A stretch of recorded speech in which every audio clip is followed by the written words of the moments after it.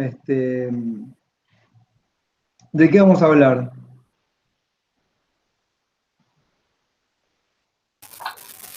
Buenas, ¿Sí? buenas tardes. ¿Con quién hablo? Con Ah, con Juan, Juan. con Juan. Justo el Juan, último que entró. ¿qué me decís, Juan? ¿De qué vamos a hablar? No sé, diga usted, de la cabeza. Este, bueno, estamos en la materia de derecho constitucional o parecido, como se llame. Esperen que sigue entrando gente. Gonzalo Ayona. Yo conozco un Gonzalo Aloras. ¿Lo conocen? Canta bien. Pero Historia del Gonzalo Ayona no. constitucionalismo, profe. ¿Eh? Perdón, profe, soy yo. Estoy con una compu prestada porque la mía se me rompió y No, entra y sale todo el tiempo, es una porquería. no te puedo creer. Bueno, vas y venís. Eh, no te preocupes. Vas y venís. Yo cada vez que veo que entra Gonzalo, que no es Gonzalo, ¿cómo te llamas? Lucía, Lucía. Ok, voy a saber que sos vos, Lucía. dale, gracias. Em, no, la verdad que a mí no me gusta tener tantos alumnos y alumnas. 47 me parece demasiado.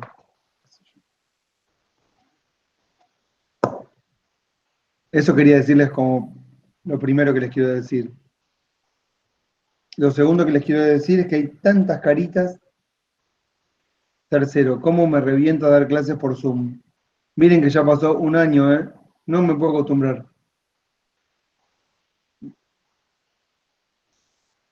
Bueno, Belén ahí dijo, van a terminar de ver la unidad 1, pero qué sé yo.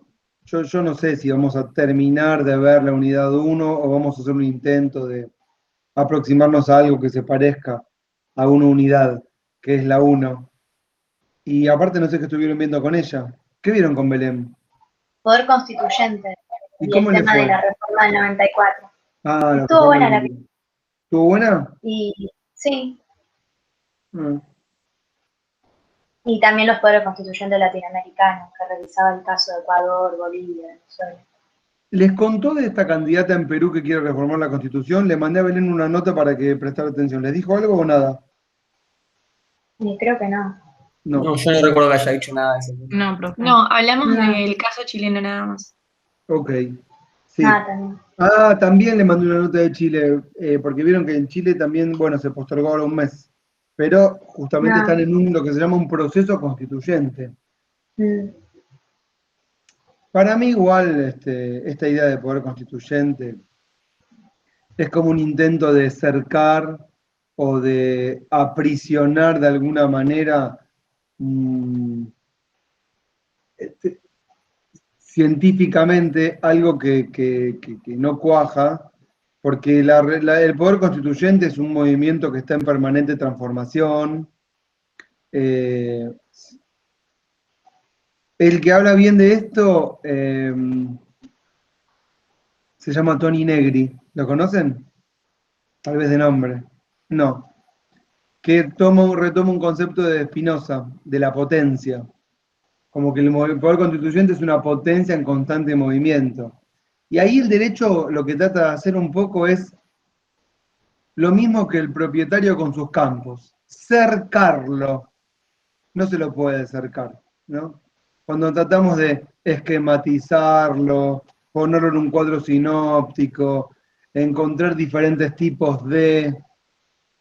Estamos como tratando de darle un formato a las ciencias humanas que a veces es muy difícil de clasificar, por no decir imposible, ¿no?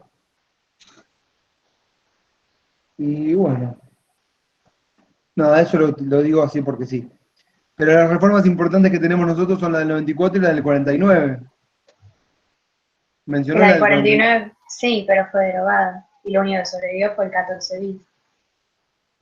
No es que sobrevivió, nació el 14 bis, que no es lo mismo, porque fueron dos momentos distintos. ¿No había estado incluido el 14 bis en la del 49? En 1949, ¿con quién estoy hablando, perdón? Con Dana. Ah, Dana, sí. Dana, en 1949 estamos bajo el gobierno peronista y hay como una especie de transformación de la Constitución, digamos que es reemplazada por una toda nueva, completamente nueva. Tiene muchas de las partes de la Constitución anterior, pero es una Constitución nueva. Y hay algunos artículos fundamentales. El espíritu ya de esa Constitución es otro. Es una Constitución que pretende fundar lo que se llama una soberanía económica, como decía el peronismo, ¿no? Con una incorporación de una cantidad de derechos que ya eran reconocidos en el peronismo, pero trataba de dársele resorte, plataforma constitucional.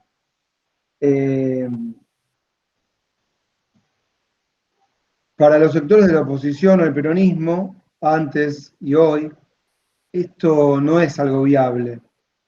Donde hay un derecho no hay una necesidad. Es más, preferimos que no hayan derechos. O prefieren. En el 55 viene el golpe y en el 56 una proclama, una especie de panfleto de la Junta Militar dice que la Constitución del 49 queda derogada. Fin. Al año siguiente,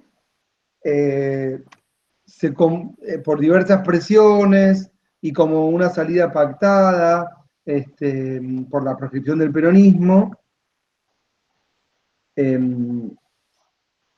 y un pacto con los gremios también, se decide la Junta, en acuerdo, convocar a elecciones por decreto para elegir convencionales constituyentes con la proscripción del peronismo. Con lo cual, una parte muy importante de la población no vota. Ya las mujeres sí votaron, porque ya votaban desde el 52, así que habrán votado también. Y ahí participan algunos grupos. Y la convención constituyente que incorpora el 14 bis es medio un bochorno. De hecho, no termina nunca de sesionar porque muchos diputados abandonan la sesión cuando se empezaron a tratar temas más espinosos. Pero son dos momentos distintos. El 14 bis del 57 con la proscripción del peronismo y la Constitución del 49, que es otro momento distinto de la historia, aunque muy cerquitas unos de otros, ¿no? ¿Se entiende lo que digo? Sí, sí, sí. Y bueno, una proclama, bueno, termina, justamente el verbo lo dice, proclamando la derogación de la Constitución del 49. Y eso nos lleva de vuelta a tener vigente la Constitución de 1853-60, que es la que tenemos hoy. Porque la reforma del 94, con sus incorporaciones, no deja de albergar en sí el espíritu liberal, conservador, aunque parece que fueron términos contrapuestos, no lo serían, liberal-conservador, del periodo, bueno, de 1853. ¿Por qué ni siquiera aparece como un antecedente la del 49? Bueno, esa pregunta, muy buena, no vi quién la hizo, pero está bien. No aparece como antecedente justamente porque la respuesta no es de derecho. No nos va a dar el derecho a una respuesta. O la respuesta formal del derecho es, bueno, porque así, voy a decirlo como diría un profesor de Derecho Constitucional. Bueno, porque el constituyente creyó que no era conveniente incluirlas en los antecedentes. Paparruchadas. Ahí lo que tenemos en realidad es una disputa eterna entre lo que sería peronismo, antiperonismo, sectores populares versus sectores conservadores, y todo lo que son sectores populares a lo largo de la historia, y no solamente en Argentina y en este periodo, se trató de silenciarlos, ¿no? De que como que no tengan historia, como que no tengan mártires, y que como si sus luchas tuviesen que volver a empezar una y otra vez. Entonces, el peronismo, vamos a decir, era todo lo que estaba mal. Entonces, ¿por qué no está como antecedente? Porque hay una parte de la sociedad que considera que es todo lo que está mal y no tiene que ser parte del ideario constitucional. Porque si ustedes quieren, ¿saben lo que pueden pensar? Si me permiten, leí ahí lo que dijo una compañera. Sí, es como si hubiesen, y perdón, acaba de salir el sol, lo estoy viendo, perdón. Es como si hubiesen dos Argentinas, o muchas Argentinas, ¿no? Y cada uno se imagina una Argentina distinta. El tema es que estamos todos en el mismo territorio. Y no resolvimos esa cuestión. Entonces ahí cuando me ponían, es increíble cómo ha quedado olvidada. No, no es increíble, es bastante creíble y los cientistas sociales somos nosotros los encargados de explicar y entender por qué no vamos a usar el sujeto tácito, ha sido olvidada, sino por qué y cómo sectores poderosos, muy influyentes, tienen la capacidad de ponerla en el ostracismo. Lo mismo que hacían con los dirigentes, que los mandaban a una isla bien lejos y que no volvieran nunca más. No hay sujetos tácitos, hay sujetos protagonistas. Me fui a la mierda, ¿no? No teníamos que hablar de esto. Profe, hay una cosa que dijo el profesor los martes, Javier, si no me equivoco. Sí, Javier. Respecto de la Constitución esta en particular, que la habían, o sea, uno de los motivos quizás, al margen, digo, de la parte más política, sí, hablando un poco más en términos estrictos del derecho, que era una cuestión de que tampoco se había consagrado formalmente según lo que planteaban las instituciones, que había también una cuestión ahí que les dio margen, digamos, quizás a los poderosos o a aquellos que quisieran eliminarla, como para tener algo en que ampararse dentro de las instituciones previas que formaron esa nueva Constitución. Esto que plantea Alejandro, que está muy bien, ustedes tienen que tenerlo como elemento que no da una explicación social, sino jurídico formal. ¿Correcto? Ahora, ustedes como cientistas sociales, ¿pueden pensar que esa es la verdadera razón por la cual la Constitución queda derogada? No. No. No, totalmente. No, pero entonces, no, yo igual ya sé que Alejandro lo que me está diciendo no me lo decís, me lo decís como también dijeron eso, y está bien que lo pongas en este punto porque justo acá, esto que plantea Alejandro, que planteó Javier respecto de si eran 2/3 de los presentes o 2/3 de los totales, algo que no estaba escrito en la Constitución, no tiene que, como cientistas sociales, hacernos perder el foco. ¿Entienden lo que quiero decir? Pero eso no significa que no tengamos que conocer estos elementos del derecho, porque para eso está la materia. Ahora, la materia nos permite explicar comportamientos sociales. Un 95% de las veces no. ¿Comprenden lo que quiero decir? Esto se lo digo como para que puedan ubicar la materia en su justo lugar. Ustedes son cientistas sociales, no son juristas. Y el derecho no explica las relaciones de poder.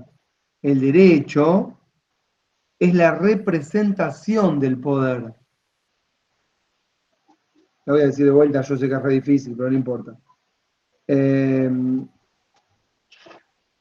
derecho no es el ejercicio de poder, es la representación. Es decir, ¿cómo se legitiman los actos de gobierno? A través del derecho, como antes se legitimaban por la palabra o la fuerza de Dios. Pero no es que es suficiente y tampoco nos sirve para explicar. Si uno quiere hacer el rastreo genealógico de cómo se llega a la conclusión de los 2/3 presentes o totales, va a encontrar una explicación sociológica a esa respuesta jurídica que apareció después. Es decir, la Constitución se reformó, el peronismo la reformó con sus mayorías, la oposición participó en la medida que quiso o no participó para no legitimar. Esto es un juego de... a ver, la política y la guerra están emparentadas, ¿correcto? Uno es la continuación de la otra y viceversa. Entonces, o jugamos el juego con las reglas del juego o armamos un juego más grande donde podemos hacer trampa. ¿Profe? Sí, sí.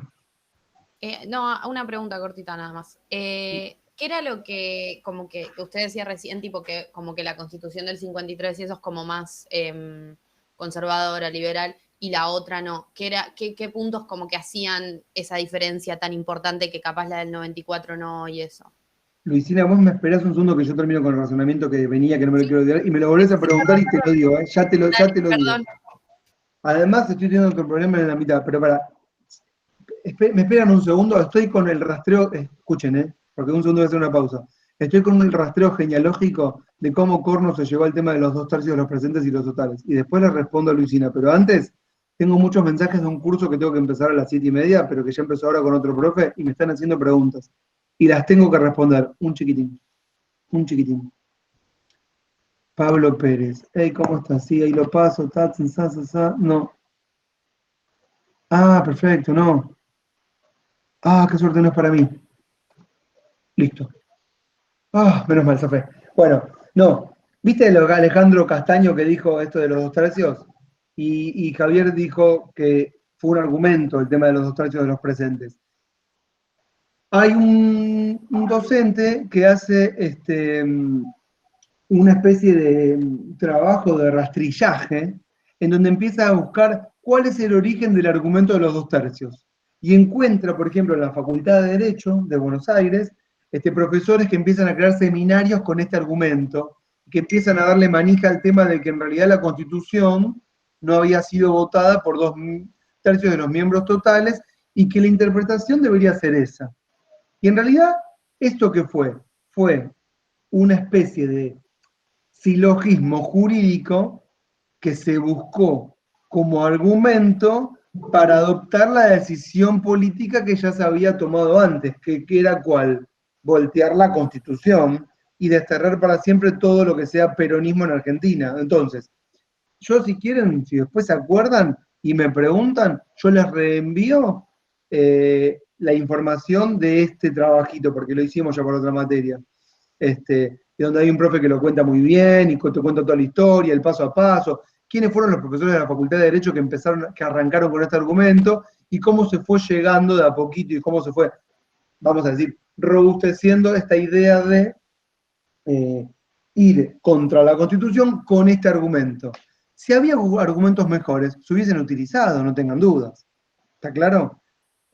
Recomendaron en la clase anterior la Constitución maldita. Ah, sí, ese es un texto que también si quieren se los paso, que es una compilación de varios textos. Pero miren, información, chicos, chicas, tienen a cagar.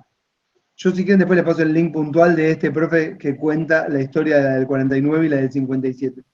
Y después, además, bueno, después me piden todo, yo me voy a olvidar porque voy leyendo los mensajes y me distraigo. Me piden todo, yo les mando todo, no hay problema.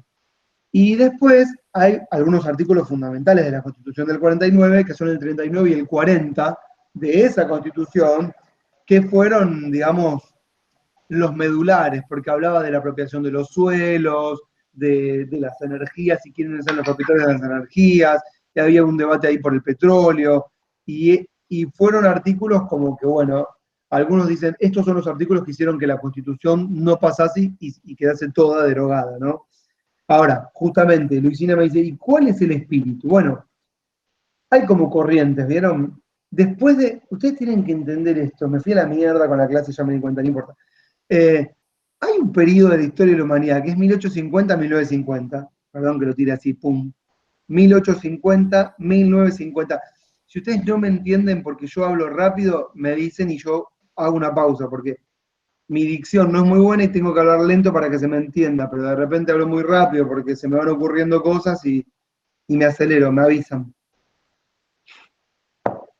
1850, 1950 es el periodo de la historia de la humanidad en la cual el socialismo, vamos a llamarlo así de forma genérica, está fuerte.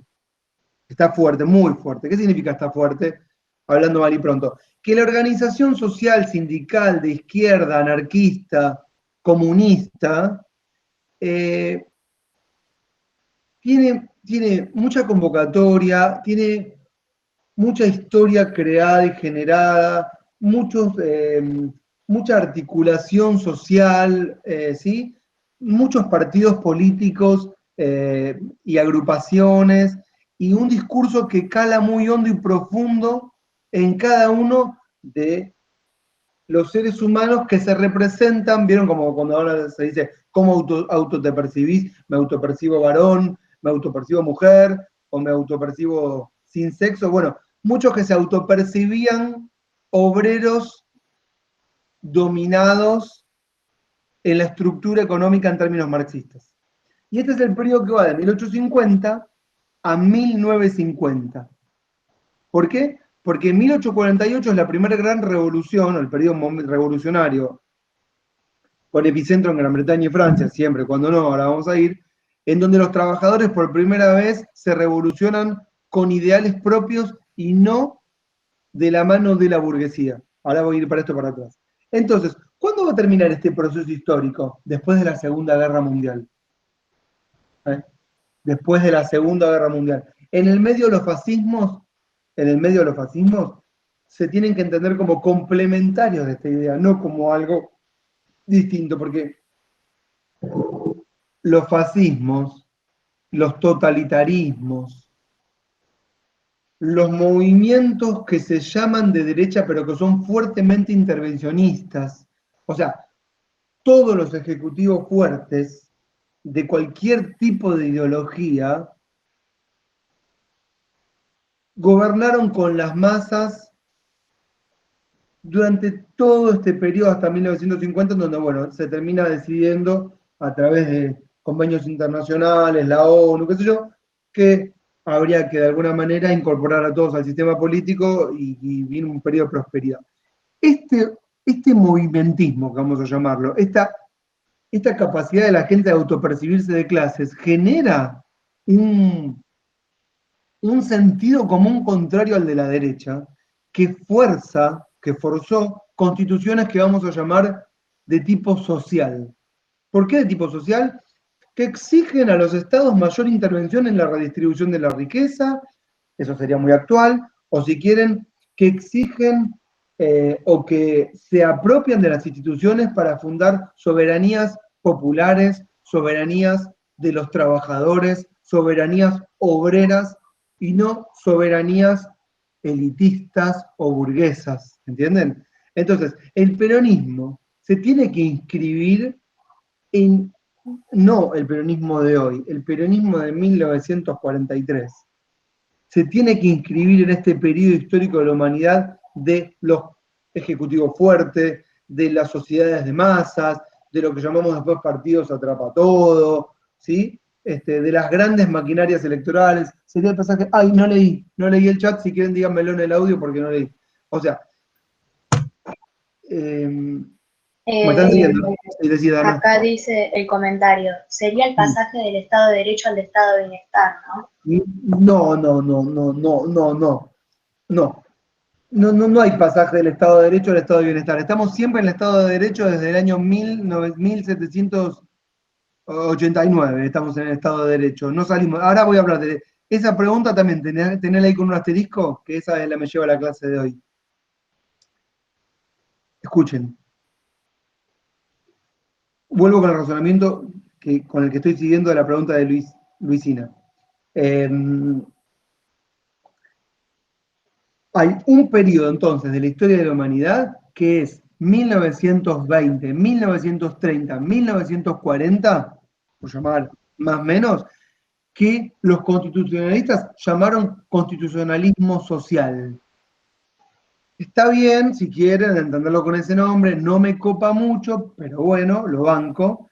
Pero estamos haciendo referencia a que hay tanta presión social hacia los sectores dominantes, dirigentes de las élites que gobiernan el mundo, que tienen que ceder en la presión.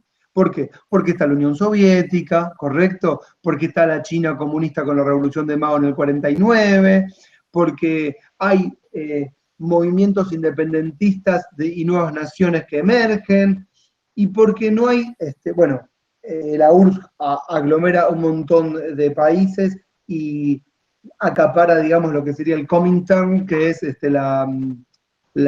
el Partido Comunista Ruso, agrupa todos los partidos comunistas del mundo y hay una gran organización muy fuerte, y más allá de si después vamos a decir que es un Estado totalitario o burocrático autoritario, o como quieran llamarlo, y los motes le pueden quedar bien, hay una fuerte presencia del contenido social, ¿entienden?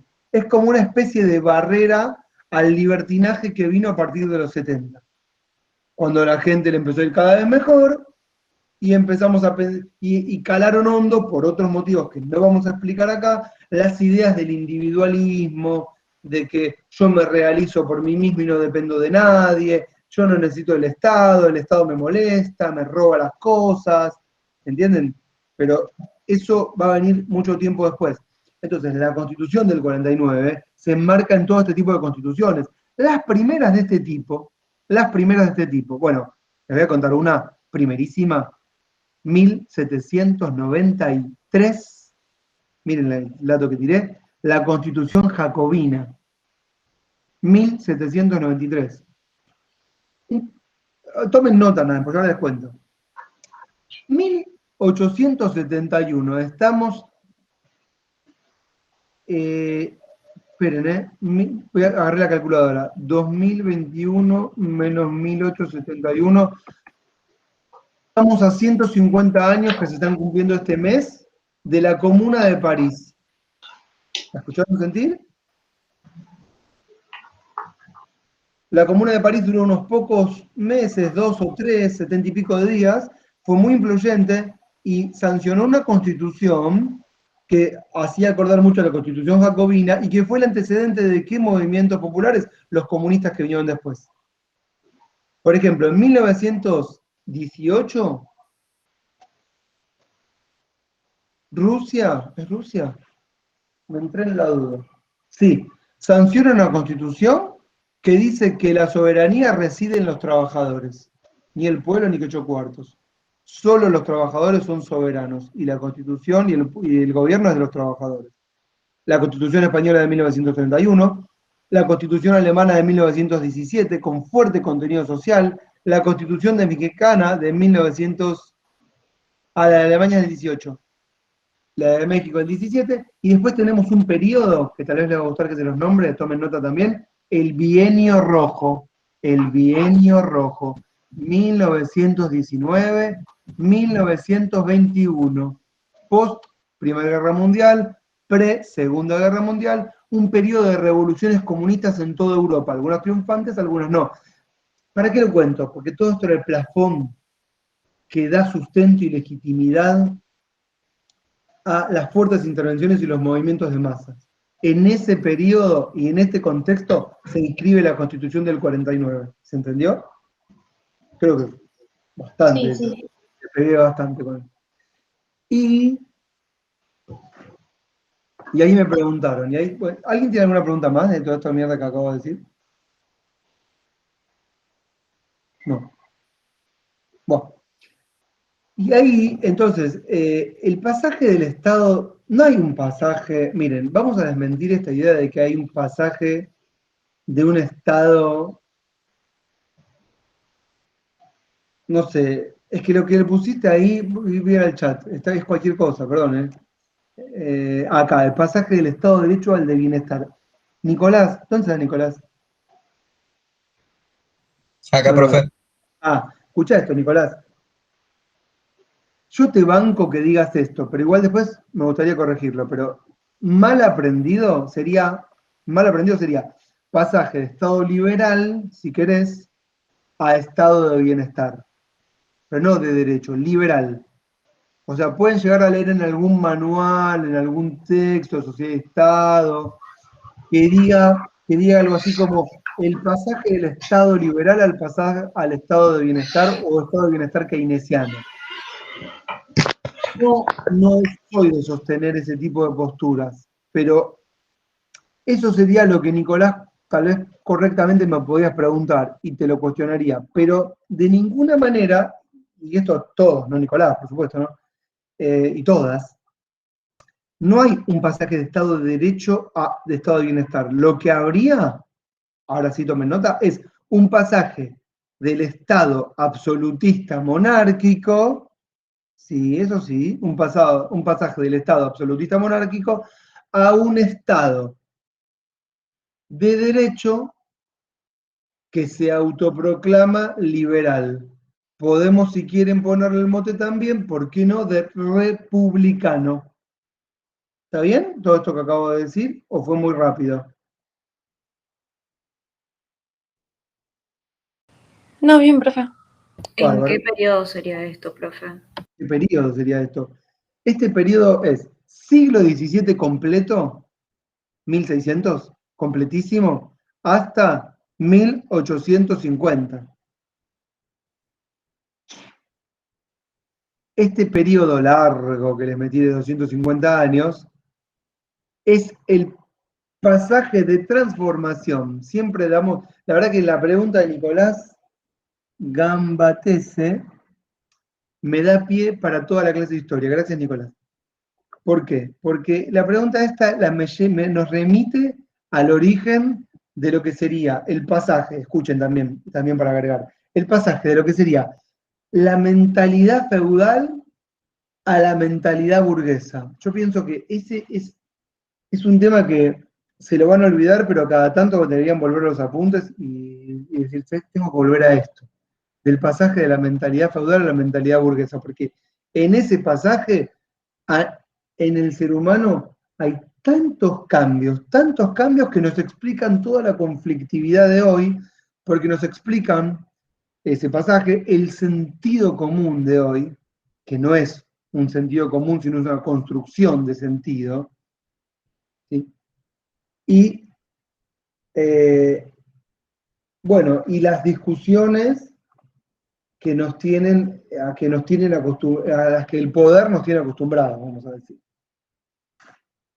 De hecho, para sentirse libres, un sinónimo de libertad hoy sería desconectarse de Internet, ¿no es cierto? Ese sería el mayor acto, digamos, de revolucionario y de libertad. Porque además piensen esto, ¿quién se anima a dejar el celular? Piénsenlo un segundo, ¿eh? No, o sea que me cansé del celular. Me cansé del bombardeo de electrocución permanente que invade mi cerebro y no me deja pensar. Y quiero pensar. Y para pensar necesito dejar de recibir información que me bloquea el cerebro. ¿Quién se anima a dejarlo? Ninguno. Por eso sería un acto revolucionario. No lo estamos haciendo. Bueno, esto fue de alguna manera lo que sí hicieron los revolucionarios en el siglo XVII. ¿Ven cómo todo tiene sentido? Y fue cuando decidieron en algún punto decir, me cansé de toda la perorata de Dios y quiero creer solo en aquello que depende de mí, o solo aquello que puedo percibir a través de mis sentidos o de mi pensamiento. ¿Quién dice esto? Descartes. Muy bien. Le dice Descartes, bien Juan. Juan era, ¿no? Juan Schulz. Grande, Juan. Sí. Que en el año 1637, fíjense, estamos clavados en la mitad del siglo XVII, dice, me voy a ir a la mierda, y se va a Holanda, se encierra solo en una habitación y escribe un prólogo a un texto que después se llamó Discurso del Método, que era un prólogo a un texto que él escribía sobre física, geometría, no sé, y ahí dice, estoy solo, estoy tranquilo, estoy al lado de mi chimenea, nadie me molesta, me desconecté de internet, no me va a llegar ningún mensaje, quiero disponerme a pensar, dice él, y no quiero más, y yo quiero llegar a Dios, porque soy profundamente religioso y creo en Dios, pero no quiero más que me digan qué dice Dios, ni quiero ser hablado, quiero llegar a Dios por mí mismo a través de mis propios pensamientos. Es más, dice Descartes, voy a dudar de todo menos de mi duda. Solo voy a creer en lo que sale de mí. ¿Y cómo voy a llegar a Dios? A partir de mi razón. A partir de mi razón. Voy a razonar y voy a pensar, voy a leer. No se olviden que estamos en el marco de una guerra que se llama la Reforma y las guerras de religión, la Revolución Protestante, lo hablamos en la clase pasada. Voy a leer, voy a pensar. Dios no me puede engañar, yo eso lo sé porque confío en Dios, estamos en el 1600, no se olviden, pero yo puedo pensar por mí mismo, Dios me dio razón e intelecto. Dios me dio la capacidad de pensar y no quiero ser más hablado por otros. Y todo eso fue un gesto revolucionario fundamental que pone al hombre en el centro de la escena. Este es el escenario en el cual los revolucionarios en Inglaterra se disponen a protagonizar hechos históricos fundamentales para la historia de la humanidad. ¿Cuál? Bueno, ser sujetos de la revolución, dejar de esperar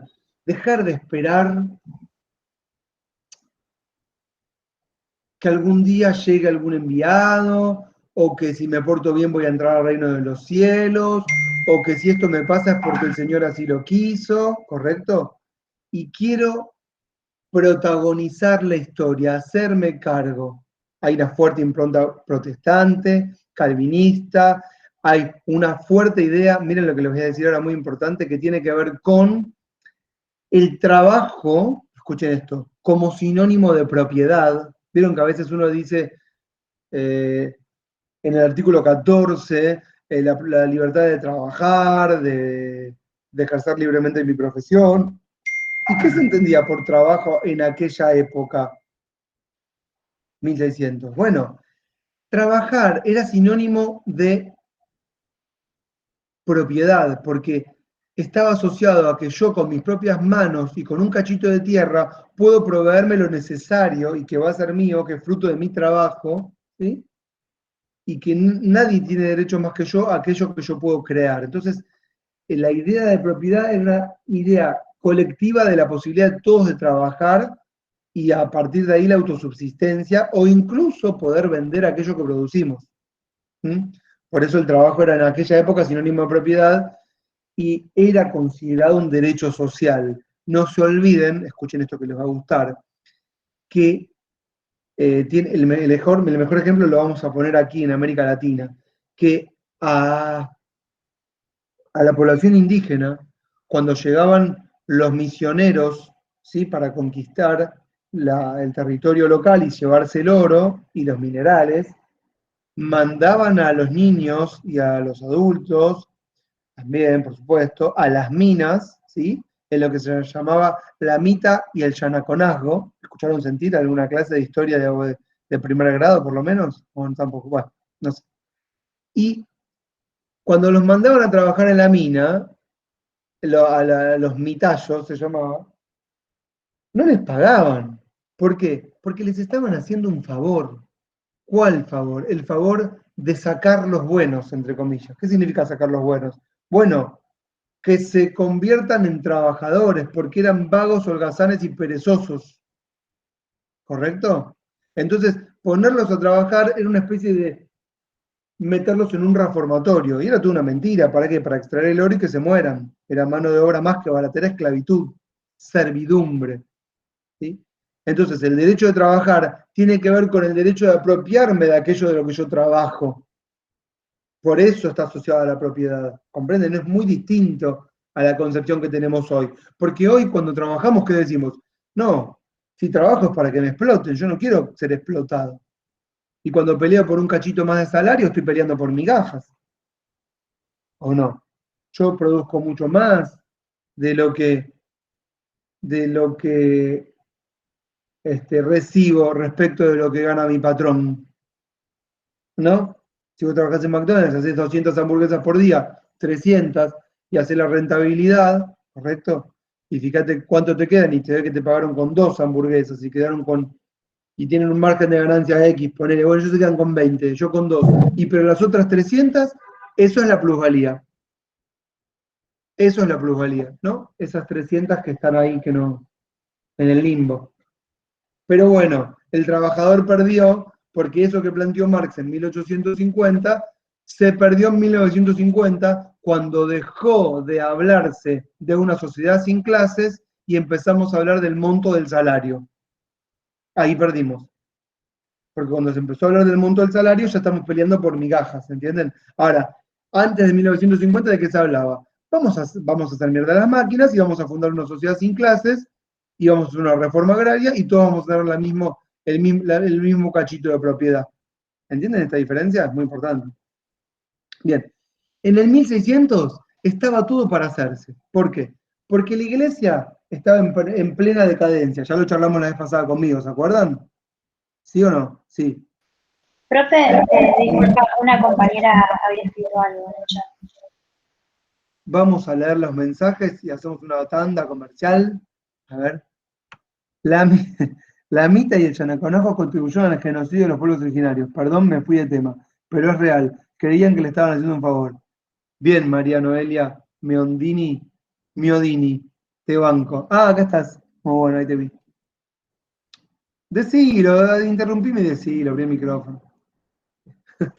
Profesor, Profesor, sí. está bueno, lo que usted está diciendo, está bueno el texto que nos dieron para leer de Feynman.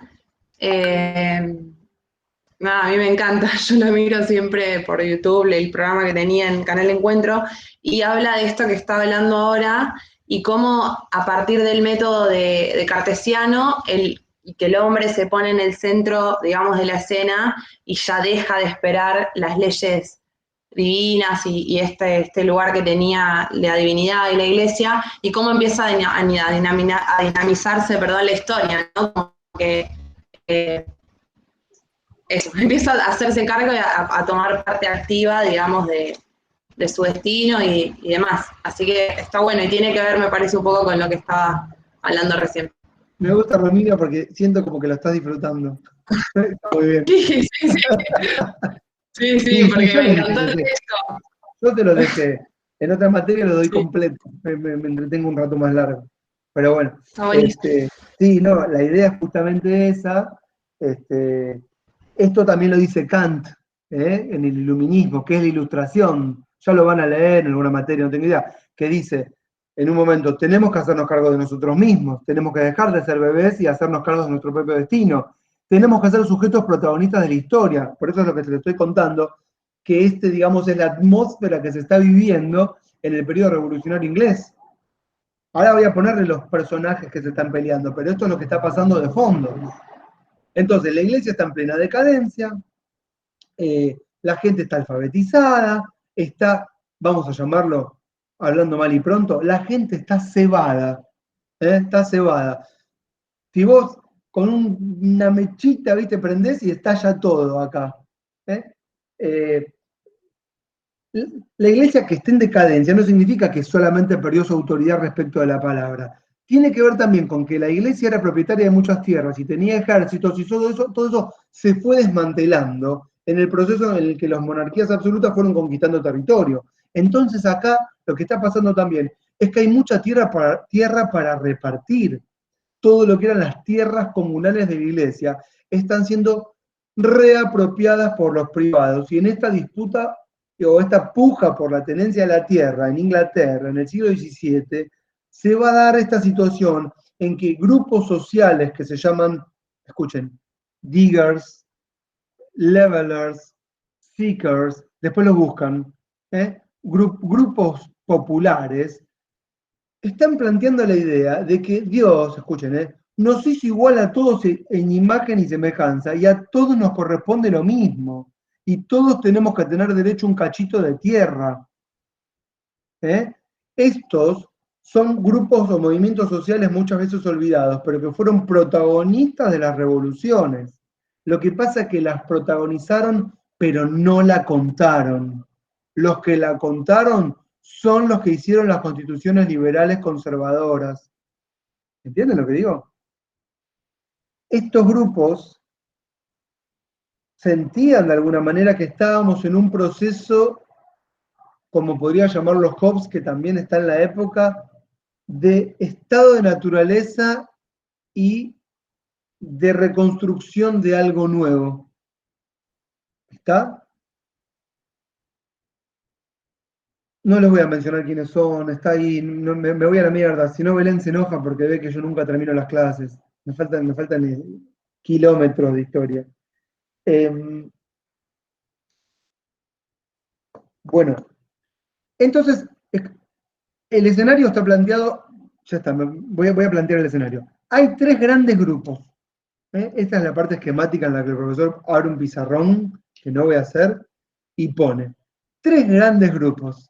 Esto es lo que más le gusta a los alumnos. Esto lo inventó Platón, el cuadro. El cuadro lo inventó Platón. Antes de Platón no tuvo un quilombo, y él dijo, hagamos un cuadro sinóptico. Eso sería como una especie de esquematización. Antes era Homero, la Ilíada, la Odisea, mitologías. Y el tipo plantea, no, hay oligarquía, ok, hay justicia, hay formas de gobierno, listo. Lo que inventó no fue la forma de gobierno, lo que inventó fue el cuadro. Bueno, acá viene el cuadro. ¿Cuál es el cuadro? Hay una monarquía absoluta, con un tal Carlos I a la cabeza, católico él.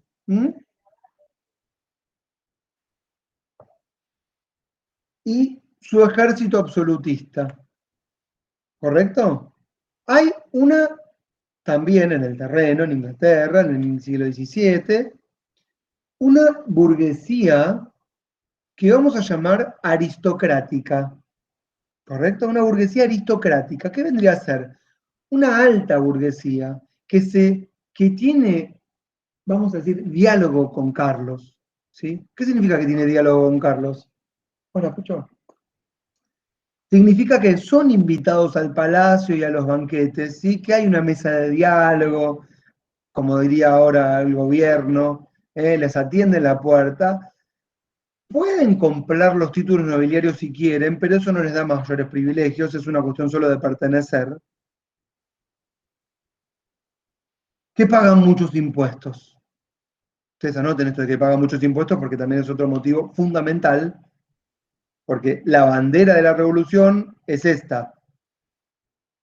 Escuchen, te voy a decir en inglés. Representation without. No. Voy de vuelta. Taxation without representation is tyranny. Lo digo en inglés porque ellos hablan en inglés. Yo hablo como el culo inglés. ¿Me entienden? Taxation without representation es impuestos sin representación is tyranny. Lo mismo que decían durante la revolución en Estados Unidos. Por supuesto, si de ahí tomaron el lema. Se enojaron Como porque diría les cobraban Tevez, impuestos, pero no tenían representación allá. Exacto. Tevez diría, it's very difficult, pero it's not very difficult, it's simple. Impuestos sin representación es tiranía. Como dice bien Paula, Estados Unidos toma la misma bandera, pero los franceses también toman la misma bandera. Ustedes no se olviden de esto. Las sociedades son sociedades estratificadas. Significa que no somos todos iguales ante la supuesta ley como es ahora. Más allá de que no somos todos iguales, en los papeles no éramos todos iguales. Había un grupo minoritario que tenía privilegios, los nobles. Los nobles son los que tienen los privilegios. ¿Qué privilegio fundamental? No pagan impuestos. Y ahí hay bronca. No pagan impuestos. ¿Qué porcentaje de la población son los nobles de sangre? 4 o 5%, no más. Lo que sería hoy una minoría intensa. ¿Por qué una minoría intensa, como dice Alberto Fernández? Porque son los que logran ejercer el poder a través de un discurso dominante. Pero si hacemos la encuesta, la sociedad está de acuerdo en que hayan impuestos progresivos y que paguen más los que más tienen. Igual que en el 1700, igual que ahora. Solo que no manejaban los sectores populares las encuestas de opinión. ¿Comprenden esto que digo? Profe, Sí. en este momento, no, 1600 y algo, no se impone en Inglaterra el window tax, que era el impuesto, o sea, más ventanas tenías en los hogares, mayor era el impuesto a pagar, a partir de 10 ventanas, creo, por ejemplo.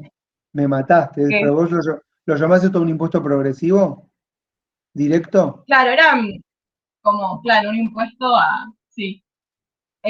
A partir de las 10 ventanas creo que se pagaba el impuesto y a partir de ese momento, a las 14 ventanas se pagaba más y eso produjo, por ejemplo, que hubiera un montón de edificios con las ventanas tapiadas y que después se empezaran a construir edificios directamente sin ventanas y la falta de ventilación produjo que se propagaran más enfermedades. Bueno, todo como Pará, ¿me esperás que me una lo cosa anote? así, pero bueno, como que... Espera, Nabila, me lo voy a anotar. ¿Me esperás un segundito? Espera. Me encanta esta información, esperen. Yo también puedo aprender, ¿no es cierto? Esperen.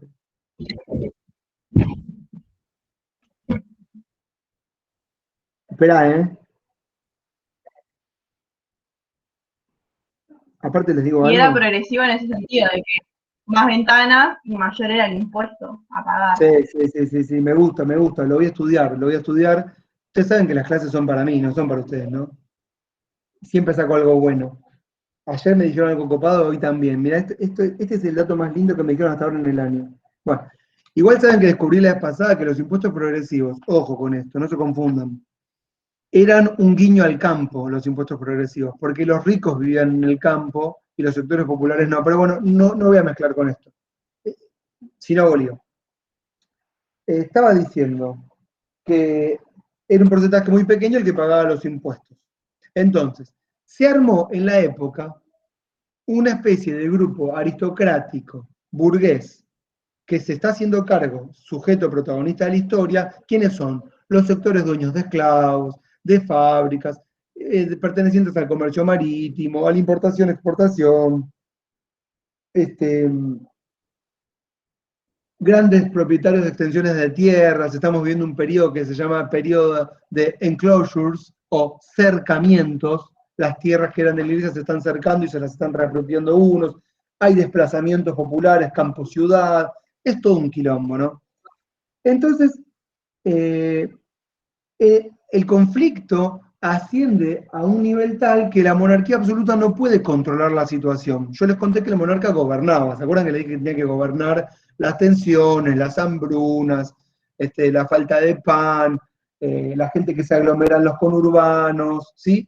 Entonces, el rey tenía a su ejército, sus súbditos, pero un general que en el momento de la tensión, siempre hay liderazgos, ustedes saben que siempre hay liderazgos que tienen la capacidad de emerger y desprenderse del resto y representarlos. Aparece el liderazgo de Oliver Cromwell, que fue quien lideró, armando un ejército de sectores medios y apoyado por alta burguesía aristocrática, logró componer un ejército compuesto por supuesto, los protestantes de los habitantes del norte, los escoceses, los irlandeses, ¿correcto?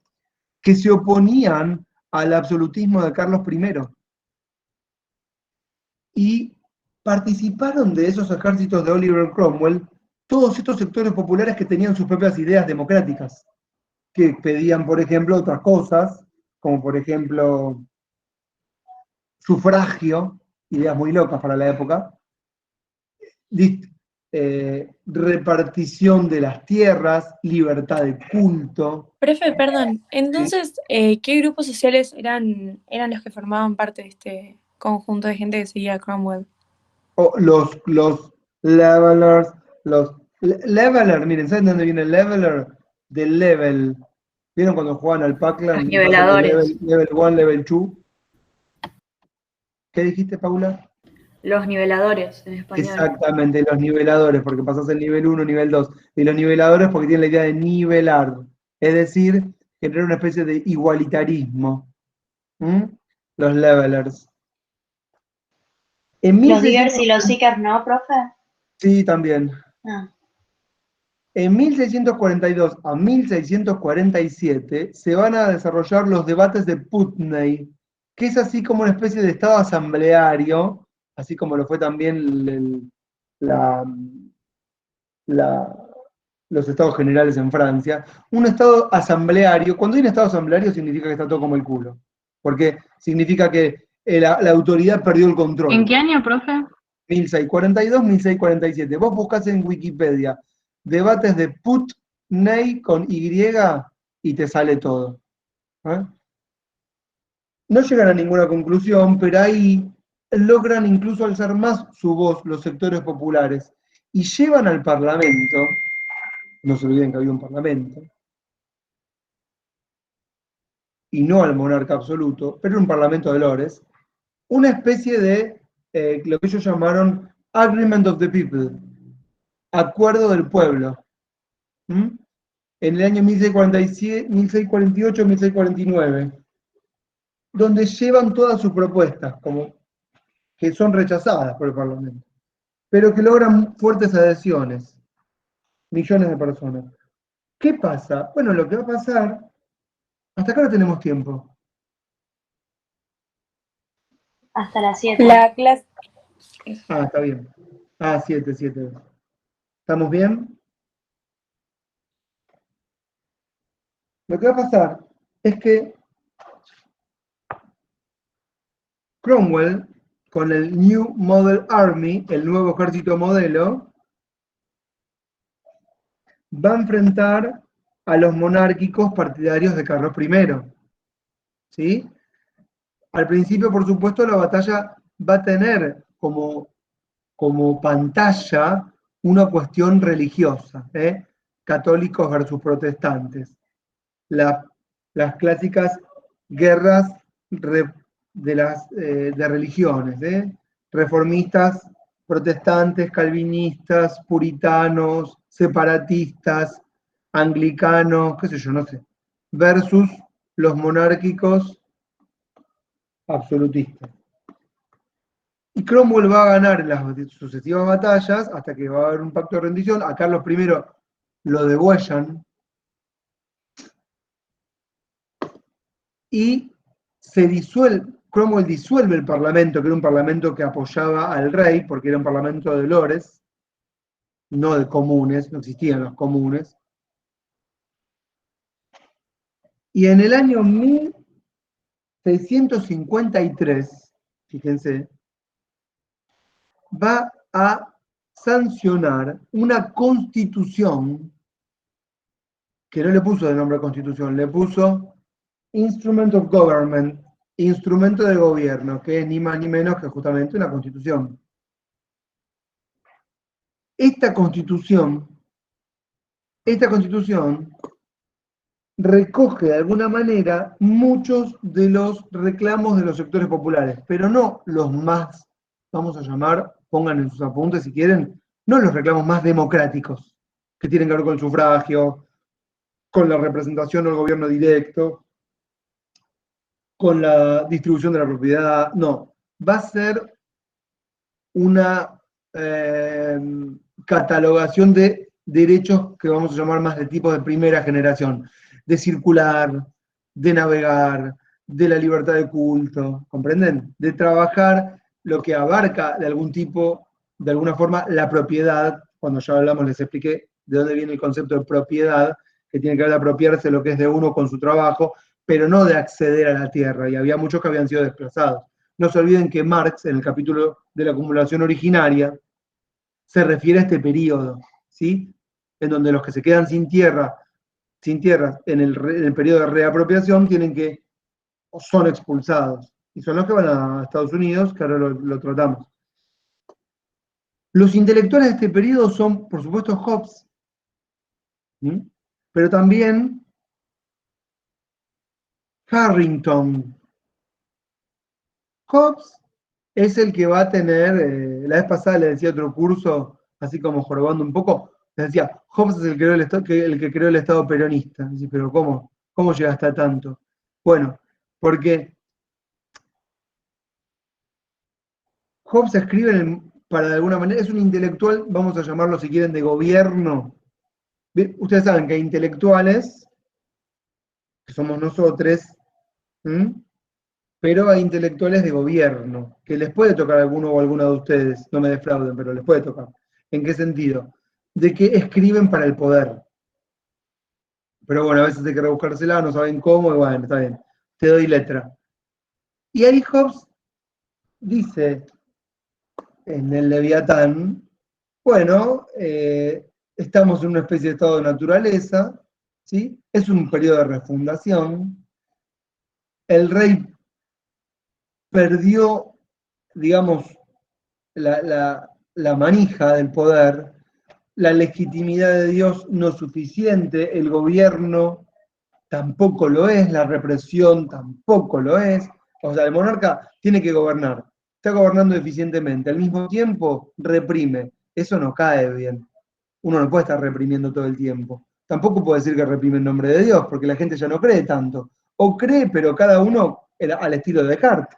Creo a través de lo que yo creo a través de mi razón. Entonces, ahí Hobbes dice, bueno, lo mejor que podemos hacer es un pacto de sujeción. Vamos a, de alguna manera, como dice Hobbes, despojarnos de nuestras armas, ¿sí? ¿Se acuerdan que les conté que para que se forme un Estado moderno había que desarmarse y que el monarca te garantizaba la propiedad. ¿Se acuerdan que les conté eso? Bueno, entonces ahí Hobbes dice, el hombre es malo por naturaleza, el hombre es el lobo del hombre, cuando nos juntamos es para hablar mal de los demás, y tantas otras cosas, el chimento, y todo este tipo de cosas de las que Hobbes habla. Entonces, lo que podemos hacer es lo siguiente, vamos a legitimar un monarca. ¿Pero qué significa? Miren ahora, ahí viene lo que me preguntó al principio de la clase, ¿cómo se llamaba? ¿Me olvidaron? ¿Nicolás era? Sí, Nicolás. Vamos a legitimar a un monarca. Es decir, la sociedad, no sé si Hobbes dice sociedad, no importa, pero acá viene el concepto novedoso, es el conjunto o la suma de las individualidades que componen el cuerpo social. No sé si lo dice tan así, pero ustedes sí conocen la tapa del Leviatán, que es esta, ¿no es cierto? Que es, ya lo vieron en teoría 2, no lo vieron, no. A ver si lo tengo acá. Esperen. Espérenme,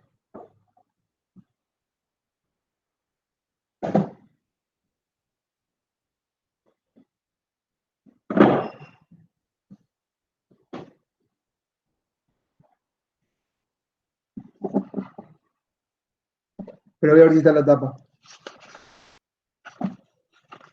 Este es Hobbes.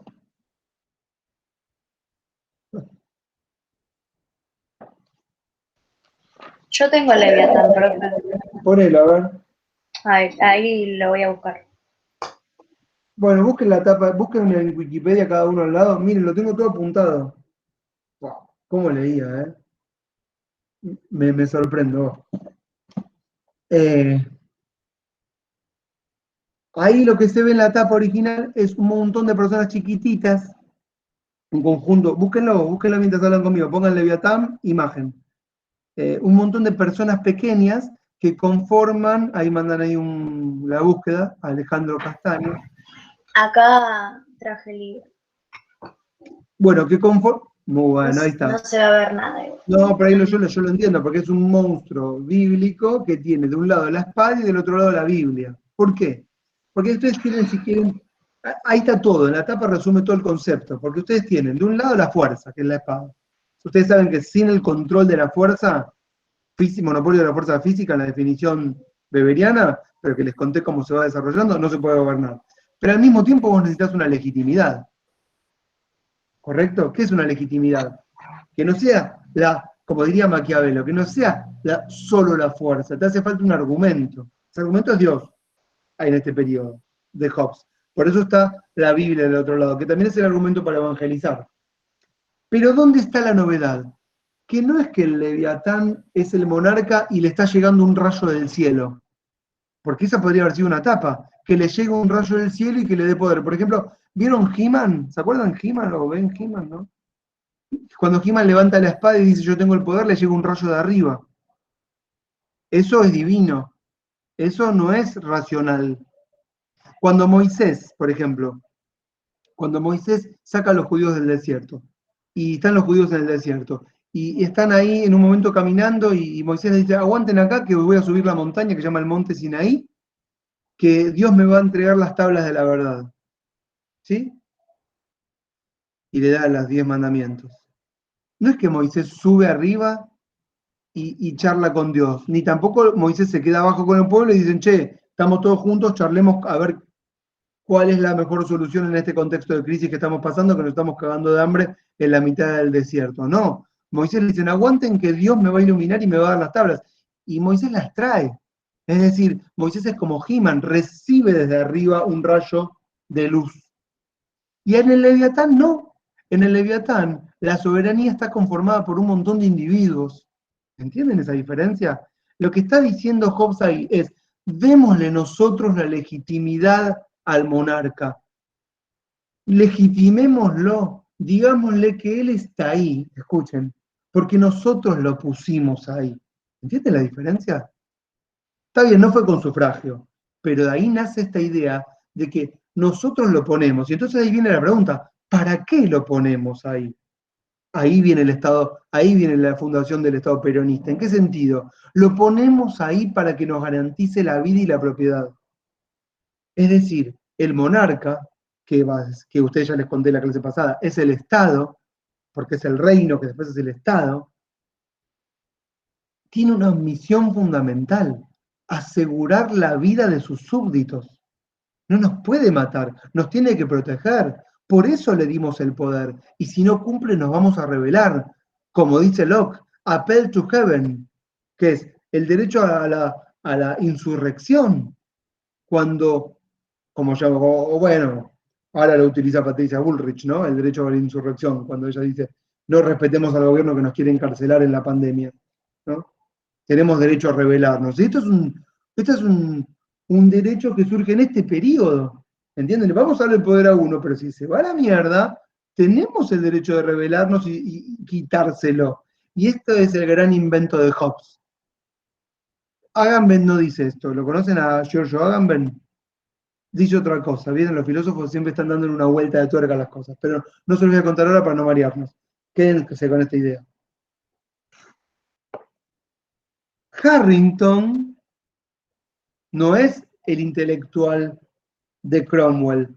Hobbes no es el intelectual de Cromwell, lo dije mal. Hobbes es el intelectual de Carlos I, que terminó colgado. Colgado no, degollado. Harrington es el intelectual de Cromwell. Harrington cree en la existencia de una constitución mixta, es decir, una especie de amalgama de sectores nobles junto con alta burguesía aristocrática, es decir, una especie de pacto entre la clase dominante de antes y la de ahora. ¿Comprenden esta idea? Funda esta idea de constitución mixta que después también va a ser tenida en cuenta en Estados Unidos.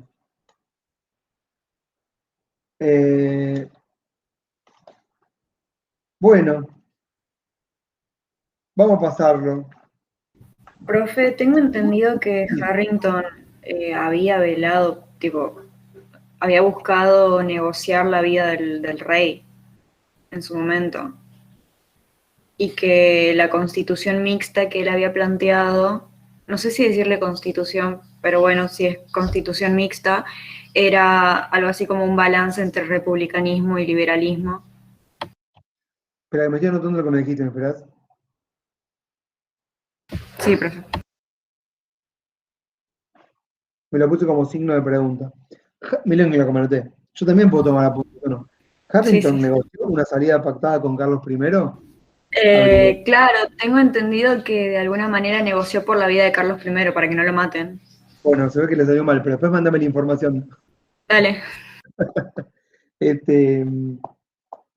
Sí, no, la Constitución ustedes pueden buscarla, Instrument of Government, 1653, Harrington, y los elementos ahí son una especie de amalgama o acople de derechos de privilegios de clase noble, junto con los privilegios de los sectores que habían ayudado a Harrington en la batalla, ¿sí? Que tienen que ver con la apropiación de tierras por parte de los grandes terratenientes, industriales, bueno, derechos para las empresas de los que habían apoyado. Cuando se muere Harrington se desvanece este periodo, digamos, de república aristocrática y se restablece la monarquía. Pero ustedes pueden advertir que la monarquía que se establece es una monarquía totalmente debilitada. ¿Por qué? Y porque todo esto que les estoy contando, ¿no? Este debilitamiento que tiene que ver con que ya durante mucho periodo no gobernó, con la que la gente está mucho, yo digo la gente, los sectores populares, burgueses, están mucho más animados en el sentido de hacerse cargo, como estábamos hablando, de ser sujetos protagonistas de la historia, ¿sí? De autogobernarse, de tener sus propias instituciones representativas. Ustedes ya pueden advertir, incluso, tal vez no lo dije con énfasis porque me perdí en el fragor de la locución, de que ya dejamos de legitimarnos en Dios y la legitimación está en el Parlamento, y por eso como antes decía, pasamos de un Estado absolutista, monárquico, divino, a un Estado de derecho, en donde vamos a hacerle caso únicamente a las leyes que surjan del Parlamento.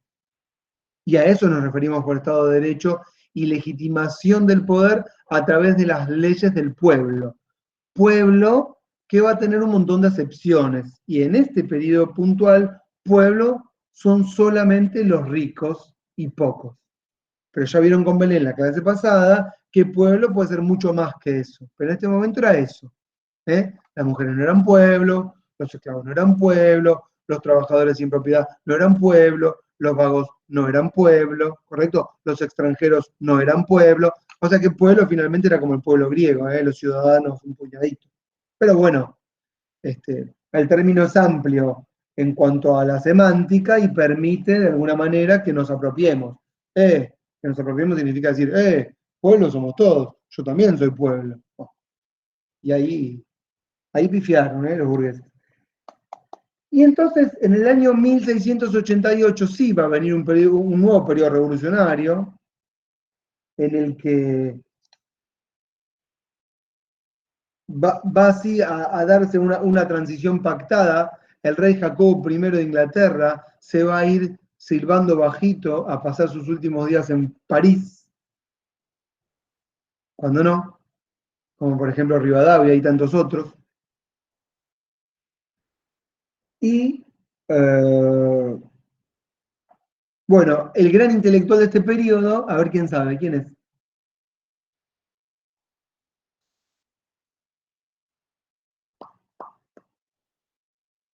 ¿No? Locke. Muy bueno, Dana. Locke. Vieron que Locke escribe 2 ensayos, ¿no? Y todos leemos el segundo. ¿Por qué será? Uno se hace la pregunta. ¿Por qué leemos el segundo ensayo sobre el gobierno civil y no el primero? ¿Qué diría el primero que no dice el segundo? No sé. Nadie lo sabe. Nadie lo leyó, todos leemos el segundo, que se va a escribir después de la gloriosa revolución 1688. ¿Qué pasa en esa gloriosa revolución? Bueno, Jacobo I se va y trae en la burguesía a otro monarca que se llama, de otra dinastía, Guillermo de Orange, de Holanda. Pero cuando viene Guillote, ¿qué pasa? Le hacen firmar 2 cartas. Vieron que los monarcas británicos firman cartas como si fuesen concesiones, pero en realidad lo obligan. Siempre está el tema del derecho y el ejercicio de poder. ¿Qué le hacen firmar? Una que se llama el acta de reconocimiento, o ustedes van a encontrar como Act of Recognition. ¿Y qué reconoce ahí Guillermo? Guillermo reconoce que está ahí no por mandato divino, sino por mandato parlamentario. Y si el Parlamento no quiere, Guillermo se va. Es decir, el monarca Guillermo de Orange es un monarca que responde ante el Parlamento.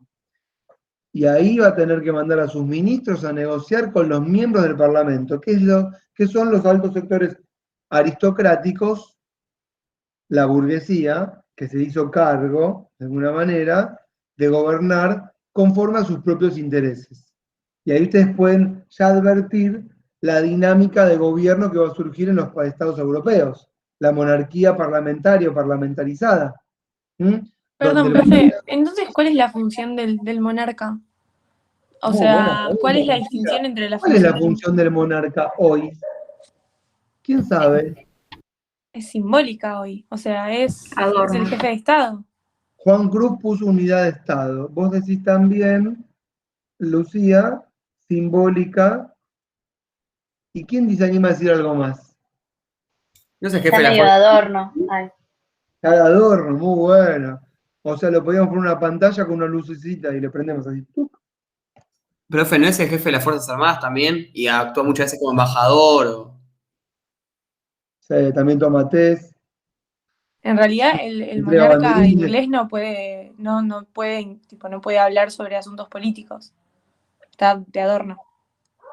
Bueno, miren, vamos a desmitificar algo que nos pasa a todos los alumnos de ciencia política, ¿sí? Que es, ¿cuál es el rol de los presidentes europeos y o monarcas? Porque vieron que los países que no tienen monarca, tiene presidente, que no es el primer ministro, digo bien, o la primera ministra. Entonces, ¿cuál es el rol? ¿Cobrar los impuestos, me pone Nicolás? No, ni en pedo. De eso está a cargo el gobierno, siempre, ¿no?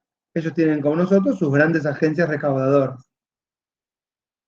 Yo sé que es símbolo de unidad y eso es re importante, porque son los antecedentes del reino, pero ¿y en aquellos países que se rebelaron contra el monarca? ¿Qué rol cumplía el presidente? Bueno, yo les voy a contar. Son los monarcas y las monarquías los garantes, escuchen, los y las garantes de la existencia de un gobierno.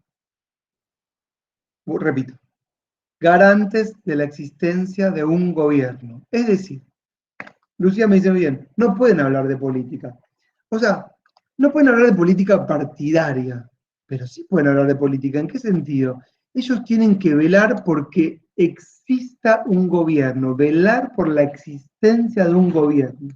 Es decir, el Parlamento es soberano. La gente vota miembros del Parlamento. El Parlamento deberá formar un gobierno, pero el gobierno va a ser refrendado por el monarca o la monarca, o por el presidente. ¿Y qué pasa cuando esas mayorías no se pongan de acuerdo o una no le conceda los votos a la otra o no logren ponerse de acuerdo y haya que convocar a un nuevo periodo eleccionario? Bueno, no puedo leer todo el Juan Cruz, pero te agradezco, debe estar muy bien lo que estás diciendo, era largo.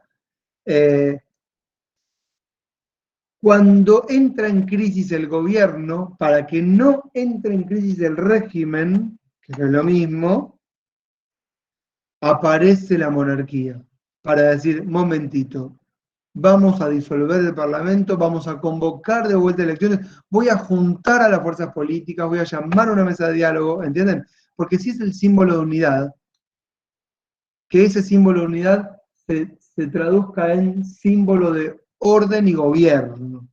¿Entienden? Ay, profe, disculpe, ¿a qué te refería Juan Cruz con que la reina designó un PM? Yo no dije nada, ¿eh? Ah, no, pero digo... Ah, primer ministro, gracias. Ahí lo respondió. La reina de Inglaterra designó un primer ministro cuando entró en crisis el gobierno de Harold Macmillan. ¿Pero en qué año Harold Macmillan, perdón? No me habla Juan Cruz. Hace un montón, por eso. No, ahora cambiaron bastante igual las leyes. Pero bueno, esa sería, por eso. Esa sería básicamente la función de las monarquías en Europa, ¿eh? No es solo simbólico. No es solo simbólico. Profe, perdón, mi pregunta iba más a la diferenciación entre los presidentes y y el uso de las monarquías en ese momento. Tenían una función más presidencialista, ¿no? Por lo menos la del monarca. No, los presidentes acá decís. Sí, en realidad, ¿cuál vendría a ser la diferencia entre este monarca y un presidente? Más allá del tema temporal. No, pero por eso, ¿pero qué presidente? ¿Nuestros presidentes de América Latina de hoy o los presidentes europeos? Los europeos. No, en el caso de los presidentes europeos es la misma función. Por ejemplo, el presidente europeo, el presidente alemán, por decir uno, muy importante, es elegido por los miembros del Bundesrat, se llama, y Bundestag, sería senadores, diputados. El presidente francés, bueno, es un sistema mixto, más parecido al nuestro igual, pero con acuerdo de la Asamblea Parlamentaria, con un primer ministro que tiene que tener acuerdo del Parlamento. El presidente italiano es el presidente, ojo, porque el primer ministro italiano se llama presidente del Consejo, pero hay un presidente también, que tiene esta misión también, igual que el monarca. Los presidentes latinoamericanos, nada que ver. Los presidentes latinoamericanos son al mismo tiempo jefe de gobierno, lo cual te pone más en problemas. ¿Por qué? Porque claro, son jefe de gobierno elegidos por una minoría o una mayoría o una primera minoría, pero al mismo tiempo son presidentes o presidentas, y por eso aparece ese famoso lema cuando asume un presidente o una presidenta que dice, bueno, soy el presidente de todos y todas las argentinas y los argentinos y por eso voy a gobernar para todas y todos.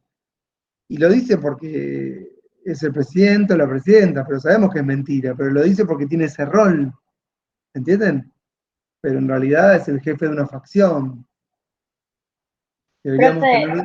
Sí, ¿y cuál vendría a ser la diferencia entre un primer ministro y un presidente? claro, que el primer ministro sabe que es el jefe de una facción y va a gobernar para su facción. No tiene que andar fingiendo, si querés. ¿Entendés? Sí, sí, sí.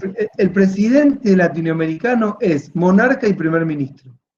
Para que les quede claro. Por ejemplo, no sé si se acuerdan cuando, miren, se lo voy a poner bien gráfico. ¿Se acuerdan cuando se juntó Chávez con el rey de España?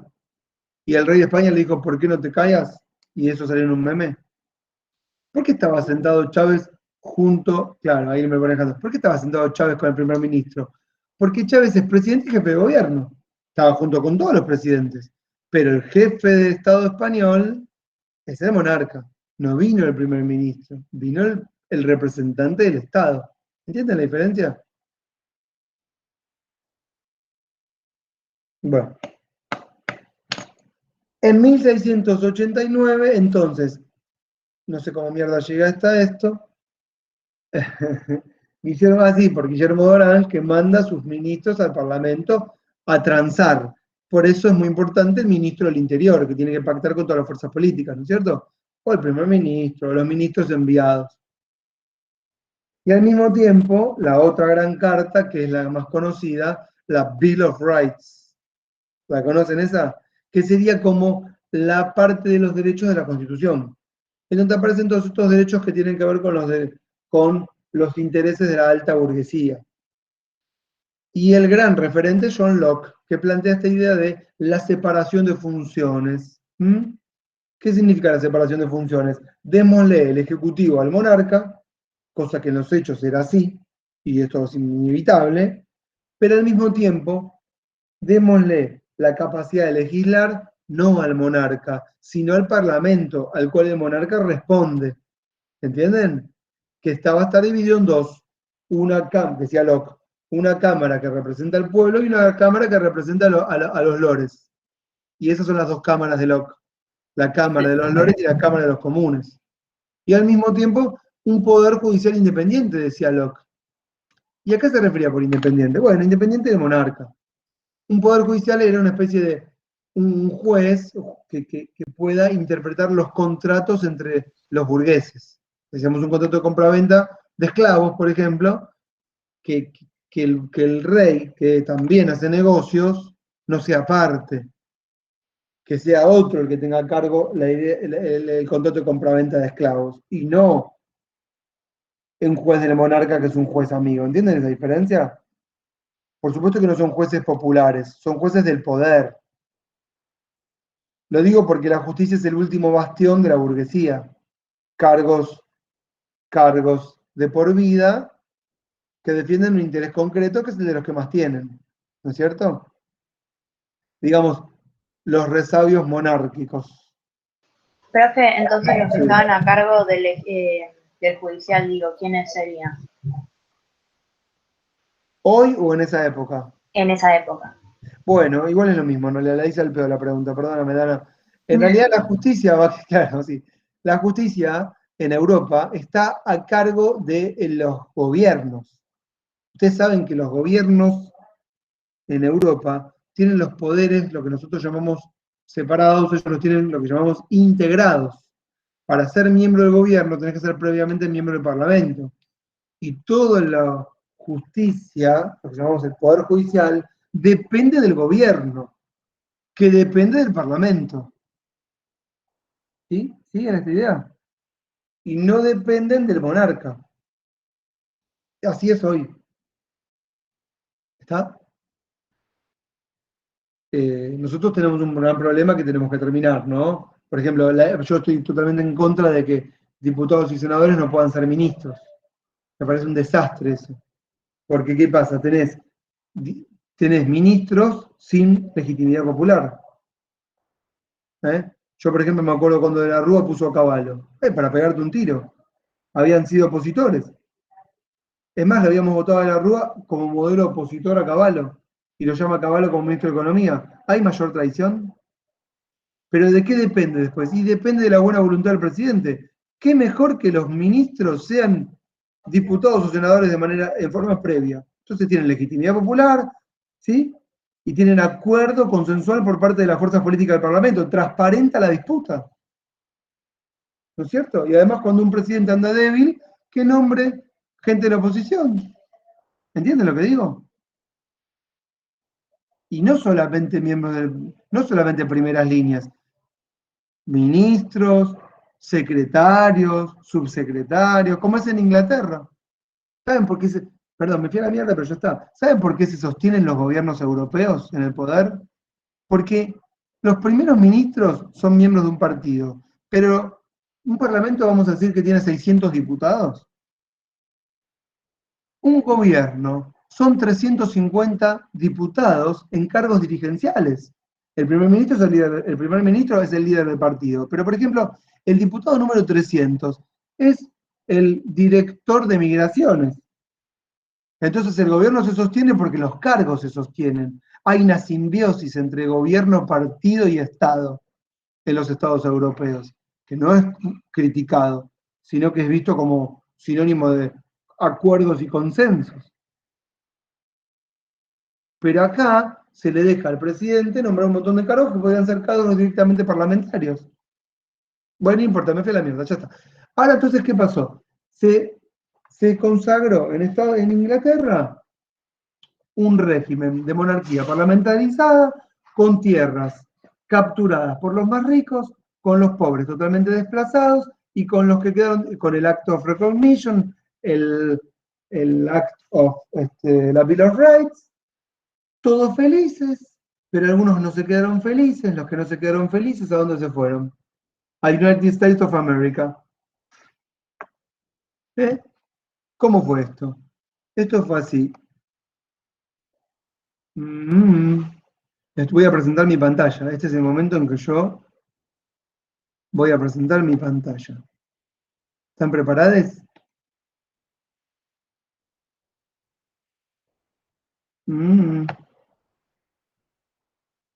Ahí va. Lo busqué la vez pasada, ya lo hice esto. Entonces, acá vamos a poner Londres, ¿no es cierto? Reino Unido.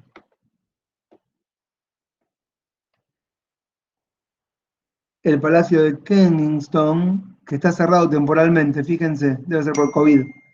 Y acá está la Catedral de San Pablo. Bueno, voy a hacer zoom up. Miren, Big Ben dice ahí. Bueno, esto es la parte sur de Inglaterra. ¿Lo ven acá?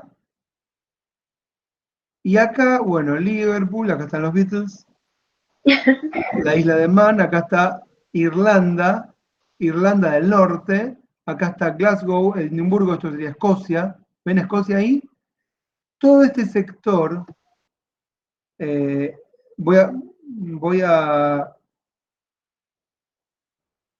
todo este sector vendrían a ser los desplazados.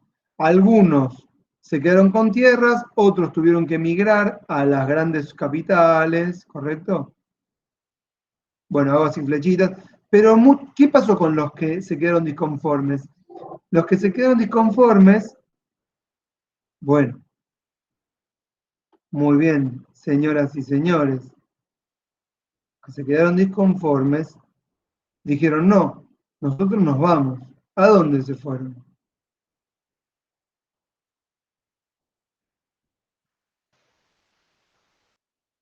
A Estados Unidos. Estos son los barcos, ¿ven? Se fueron a Estados Unidos, los irlandeses, los escoceses, ¿correcto? A hacer ¿qué? La América. Cuando llegan a Estados Unidos, se instalan. ¿A dónde se instalan? Acá. acá, todo este sector. ¿Están siguiendo el desarrollo muy didáctico? ¿A dónde se instalaría? ¿Qué estados actuales? ¿En qué ubicación más o menos? Ahí voy, miren. El primer barco llegó acá, Virginia Beach. Muy bueno, se fueron a la playa. Virginia Beach. ¿Ven ahí? ¿Qué barquito? Uno que se llamaba Mayflower. No es Flower Power, es Mayflower. Ay, se me fue. Iba a ser una una R. 1607, creo, el primer barco que llegó. Se instalan acá, en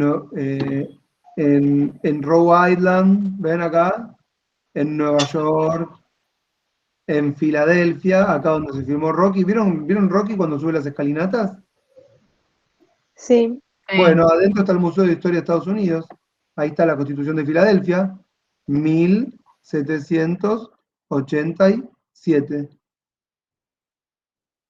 Y Washington, la capital, ¿no? Todo acá son las famosas 13 colonias. Hay algunas más al sur, pero básicamente en la zona este del mapa. Uy, se me fue la mierda el lápiz. Uy, no puedo borrar. ¡Ah! Bueno, saco todo. Me cansé.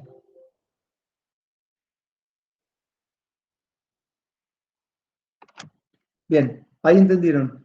Es en ese territorio en donde va a suceder la historia de la independencia de Estados Unidos. Y acá aparecen todos los nuevos valores que no son compartidos por ¿cómo se llama?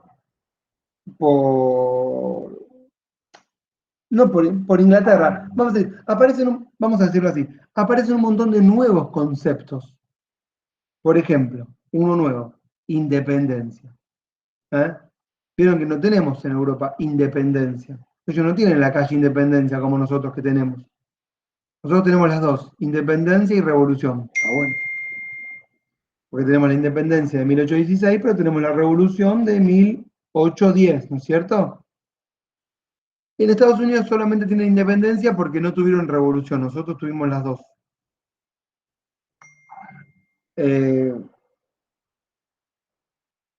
Cuando se van en barco, los que se van, que eran protestantes, puritanos y separatistas, decían que la corona británica era corrupta y no había forma de salvarse y había que abolirla o sino irse. Y los puritanos, que eran otra vertiente de los, no sé, siempre cristianos, ¿no? Yo no tengo idea. Che, desaparecieron un montón de pantallas. Pongan las pantallas los que sacaron la pantalla. Me empiezo a deprimir cuando no las veo más. A mí se me desconfiguró la cámara, no sé qué le pasa porque no me aparece. Es como que me aparece que está activada, pero no aparece. Bueno, salvo Dan. Y ahí, en ese famoso pacto que se llama, en ese famoso barco que se llama Mayflower, los colonos, los futuros colonos, ¿saben por qué les cuento? Porque esta es la historia mítica de la fundación de Estados Unidos. Van a decidir, dicen, estamos yendo a una tierra nueva, deshabitada, por supuesto que no está deshabitada. Estamos en un estado de naturaleza, como lo decían Hobbes y todos los contractualistas. Entonces vamos a hacer un pacto en el cual no va a haber títulos nobiliarios, vamos a ir a una tierra nueva en donde vamos a autogobernarnos y vamos a ponernos de acuerdo en que todo el trabajo, toda nuestra prosperidad va a depender de nuestro propio trabajo, ¿correcto? Y vamos a ser libres. ¿Libres de quién? De la monarquía absoluta. Y vamos a pagar los impuestos que nosotros decimos que hay que pagar. Y vamos a autogobernarnos. Y eran todos sectores blancos, medios, ¿sí? De pequeños propietarios. Digamos, había una especie de cohesión social, fuerte cohesión social, es decir, eran todos más o menos parecidos. Y se instalan y forman lo que ya habían formado en Europa, pero en Estados Unidos. ¿Qué cosa? Las casas de la burguesía. ¿Se acuerdan que les conté los pequeños parlamentos? Y se van a organizar en pequeñas casas de la burguesía, tenemos la Casa de la Burguesía de Rhode Island, la Casa de la Burguesía de Virginia, y así van a encontrar casas de la burguesía de un montón de pequeños estados, que además tenían, si lo quieren, un atributo fundamental, el de hacer la constitución, el control de la constitucionalidad de las leyes, es decir, todas las leyes que el Parlamento o la Casa de la Burguesía decía que eran inconstitucionales no se aplicaban. Ya no empezamos a ver control, pero yo se lo voy dejando como hay una postilla para cuando veamos control de constitucionalidad. Y bueno, un elemento que Estados Unidos no tiene, son protestantes, son propietarios, van a establecer el mito de que van a fundar un Estado basado en la propiedad privada y en la iniciativa privada. De ahí viene esta idea de que ellos son la tierra de la libertad y el dejar hacer. El Estado vendría a ser molesto. Y también un elemento fundamental que nos diferencia de ellos. Ellos no tienen virreyes. ¿Lo pensaron alguna vez? De alguna manera, profe, se autoorganizaron entre ellos mediante un sistema representativo a través del Parlamento. O sea, si bien era un Parlamento para gente rica, ellos no buscaban mucho más. O sea, las leyes que venían de Inglaterra las podían tomar como no. Exactamente. No es que no las tomaban hasta que llegó un momento en que no quisieron tomarlas más. Pero justamente ahí es donde aparece la disputa. ¿Quién ejerce el poder? ¿Dónde reside la soberanía? ¿Si en la monarquía británica o en los parlamentos locales? Y bueno. Profe, tampoco había un virrey, siento yo, porque no es que le mandaba la corona. Si Por estaban supuesto, en porque no lo mandaba, claro, no lo mandaba la corona. La corona gobernaba a distancia. Cuando en 1765, 100 años después de la instalación de las colonias, más o menos, la corona británica, en el medio de la guerra con Francia, ¿sí? La guerra de los 7 años, creo que se llama, necesita aumentar la recaudación para sostener los ejércitos, va a sancionar un impuesto que se llamó la Stamp Act, el impuesto a los estampillados, que era un impuesto que en realidad nunca se aplicó, pero que fue el motivo, es como la 125, ¿vieron? No rigió, pero bueno, generó la grieta. ¿Por qué? ¿Qué pasó? Estableció la corona británica que todos los papeles que circulaban, imagínense que no había email ni correo electrónico, entonces la información solo va en papel. Todos los papeles que circulan por el reino van a pagar un estampillado de la corona, por las colonias, ¿no? Y ahí los americanos dijeron, se fueron a la mierda. Ya venían cebados con esta idea de autoorganización, de parlamentos propios, de propia organización. Y bueno, esto lo que generó fue otra vez el espíritu de hagámonos cargo. El espíritu kantiano de la ilustración, de ser protagonistas de la historia. Autogobernémonos, fundemos nuestras propias instituciones. Y acá viene un proceso de consolidación de las fuerzas. Es decir, todos los dueños de empresas que también eran los que habitaban los parlamentos, son los dueños del poder básicamente, que tienen a sus obreros y a sus esclavos, los van a organizar a todos los esclavos en ejércitos, los ejércitos del futuro Estado americano, y van a empezar a armarse preparando las futuras guerras de las independencias, que van a estar comandadas por el general George Washington, así lo dicen en Los Simpsons, ¿vieron? Que ustedes pueden poner ahí guerra de independencia, ponen cuántos murieron, cuántos perecieron, quiénes fueron los generales, con las famosas batallas, la gran batalla de Lexington, 1775. Bueno, el impuesto no se aprobó, la corona se endureció, dictó una ley que decía que una ley al pedo, se llama la ley, esperen, lo tengo por acá. Tengo tantos pelpas. ¿La del té, profe? No llegué a la del té. No llegué a la del té. La Coercitive Act. No, tenés razón. Primero viene Declaratory Act. ¿Qué es una Declaratory Act? Bueno, ¿viste cuando estás estás en el horno y tirás una ley para justificar algo que ya perdiste en la práctica, la corona dijo, acá el que manda soy yo. Ya lo sabíamos, no hace falta que aclares. Esa fue la declaratoria acta. Me acuerdo que una vez leyendo el diccionario de ciencia política de Bobbio, leí ahí que un papa había dicho que había que creer más en Dios, cerca de 1300 y pico. Y yo dije, la cagó, porque no hace falta que aclares que hay que creer en Dios, eso es obvio. Si vos decís que hay que creer en Dios es que vamos a empezar a dudar. Y esto es lo que hace la corona británica con la Declaratory Act, que dice, es la corona la que dice cuáles son las leyes. Y che, ya está, no te la discuto.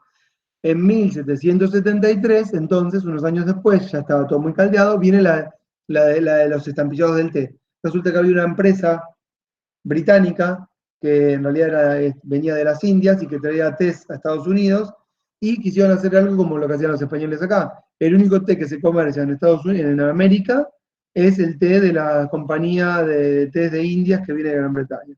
Y los de Boston no quisieron aceptar, formaron el Tea Party, ahí vino una tramoya de que se pusieron duros, tiraron los tés al mar una noche, no sé, bueno, un quilombo. Se declaró ¿Cómo? Disfrazados de indios, supuestamente.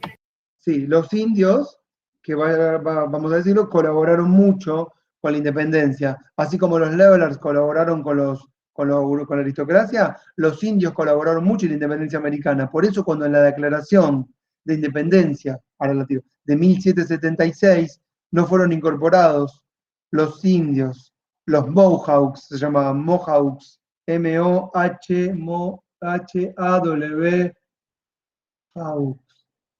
K-S, sí, sí. No fueron incorporados, bueno, la verdad que hubo una carta, digamos, al gobernador de Nueva York que se llamaba Clinton, fíjense ustedes, bueno, muchos compungidos y dolidos por este acto, que después de acá, bueno, viene la guerra interna, ¿no? Pero antes que eso, escuchen, en 1774 Estados Unidos tiene lo que para nosotros fue la primera junta. Porque en 1774, después de la Tea Act, se juntan los primeros, los delegados de las colonias, en el, escuchen ahora, primer Congreso Continental de Delegados de las Colonias, así como una especie de primera junta. No fue un acto revolucionario, porque la nuestra fue una revolución, cuando nos juntamos sin que el virrey Cisneros estuviera en la primera junta, él quería estar, por eso vino la revolución. Y ahí deciden armar ejércitos, volver a reunirse el año que viene en una mesa de diálogo donde estemos todos. ¿Vieron como dice Alberto que le encantan las mesas de diálogo? Y avanzar lo que sería una futura declaración de independencia. 1776, segundo Congreso Continental de Delegados de las Colonias. Ya había habido una gran batalla en 1775. Declaran la independencia, la redacta Jefferson, vienen las batallas, se rebelan, Francia apoya, tienen sus problemas, no los vamos a ver hoy, la clase se fue a la mierda. No me da el tiempo para explicar todo, pero sí para decir que entre 1776 y 1787, que es el periodo de la sanción de la Constitución, se abre en Estados Unidos un periodo constituyente. Es el periodo que nos va a llevar a la sanción de la Constitución, ¿sí?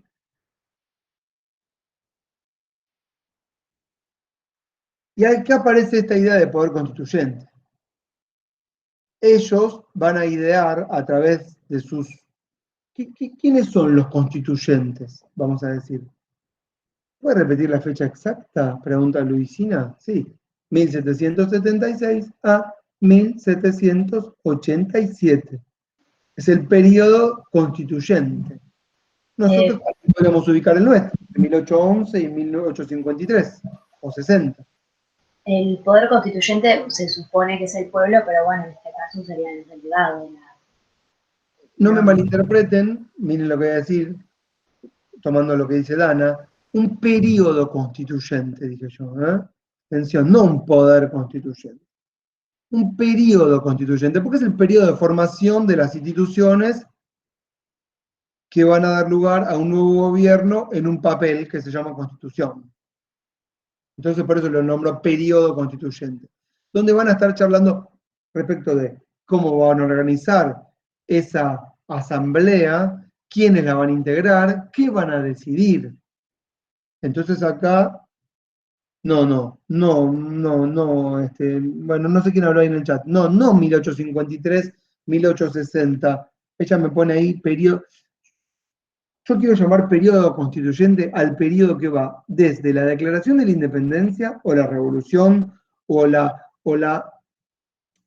el cese de aceptación de autoridad externa y sujeción hacia otros hasta el periodo de sanción de una constitución. Es decir, el periodo que podemos llamar de anarquía. Es decir, ausencia, si quieren, de gobierno o anarquía como ausencia de constitución o ley escrita. Ok, bien, entendió la diferencia, me acuerdo. Pero el poder constituyente propiamente dicho, sí, es aquel al que se estuvieron refiriendo Javier y Belén en las clases anteriores. Claro, la discusión es quién lo va a integrar. Y bueno, acá es donde la burguesía se hace fuerte y dice, no, el poder constituyente somos nosotros. Y la Constitución de Estados Unidos, más que la de Inglaterra, tiene una característica fundamental. ¿Cuál? Bueno, la de ser un freno a las peticiones de la avanzada democrática de las mayorías populares. La Constitución no es un freno a la monarquía, porque a la monarquía se la derrota en la batalla. No le hace falta, ¿entienden? Al monarca respetar la Constitución de Estados Unidos. Si el monarca en algún momento decide reconocer la existencia de Estados Unidos, va a acatar la Constitución. Entonces, ¿para qué sancionan la Constitución? Como dicen algunos, para evitar los abusos del Estado respecto de, no sé, los abusos del Estado para con los derechos individuales. No, si el Estado son ellos, la burguesía. No, la Constitución es para impedir a través de unas instituciones elitistas que otros populares no integren esas instituciones ni tengan la capacidad de gobernar. No es que con la sanción de la Constitución aparece el sufragio. El sufragio es una disputa popular que va a llevar cientos de años. De hecho, los socialistas en la época se llamaban sufragistas, los que peleaban por el derecho de sufragio, por el derecho a reunión, de asociación sindical, de asociación gremial, de representación, de asistencia social, de vivienda digna, ¿me entienden, no? De tercera edad, de la ancianidad, de salud, y lo que se les ocurra. La Constitución de Estados Unidos es el modelo de constitución para la alta burguesía que se autoproclaman ciudadanos de primera categoría. No se olviden que después van a ver durante todo este periodo ciudadanos de segunda, porque es un eufemismo para no llamarlos lores. ¿Está claro? Y toda la estructura de poder con un gobierno representativo sin sufragio, la representación era sin sufragio, o un sufragio limitado a unos pocos que tienen propiedad. ¿Sí? Es una estructura que intenta conservar el control de las instituciones de gobierno y que va a poner el eje en la Constitución como la soberanía. ¿Por qué? Porque son unos pocos los que crean la Constitución, pero por temor a que haya otros que la modifiquen, ¿saben lo que hacen? Dicen, no, la Constitución es el pacto de todos. Mentira, porque es de uno.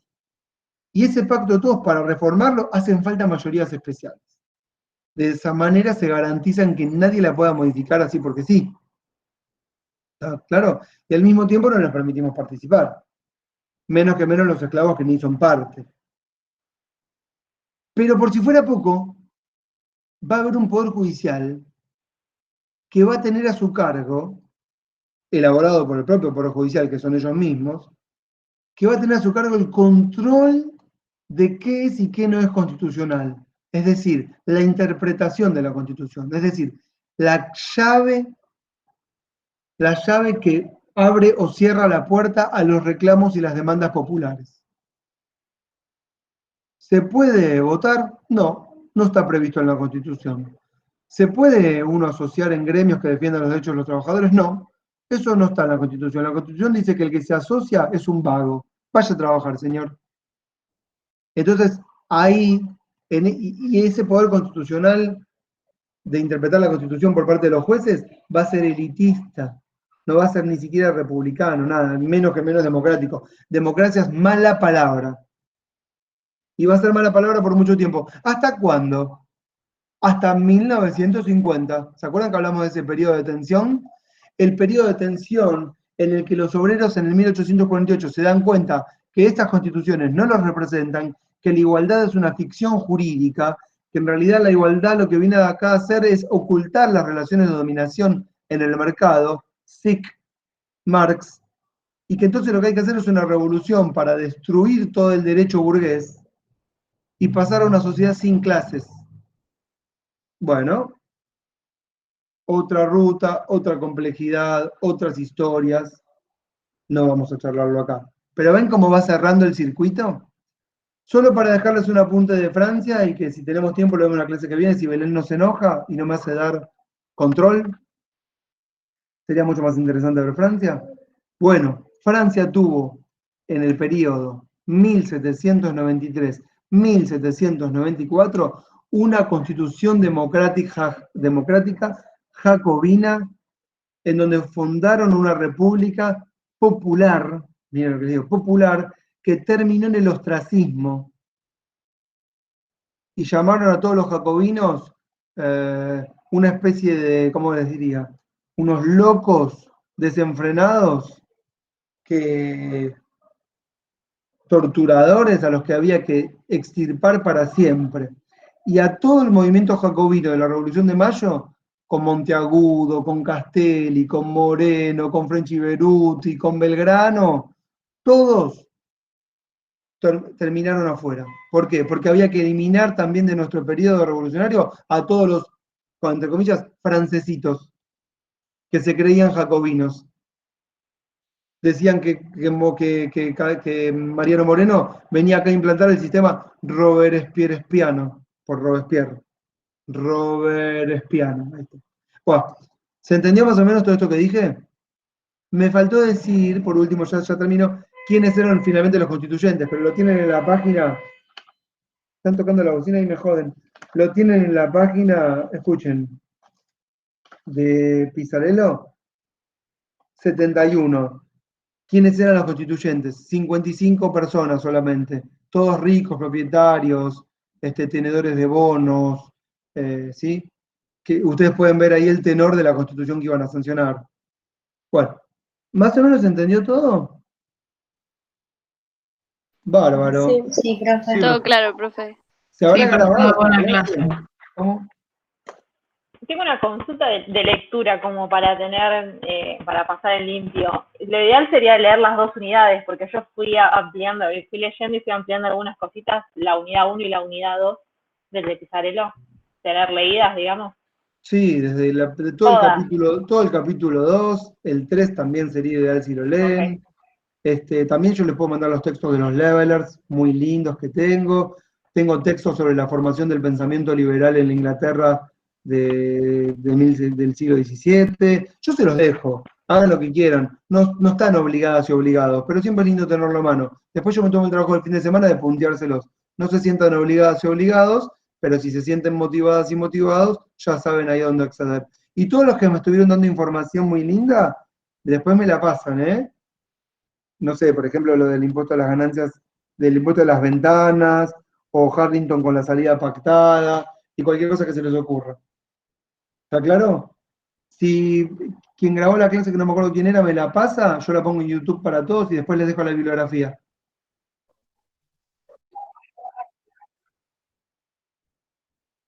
Eso.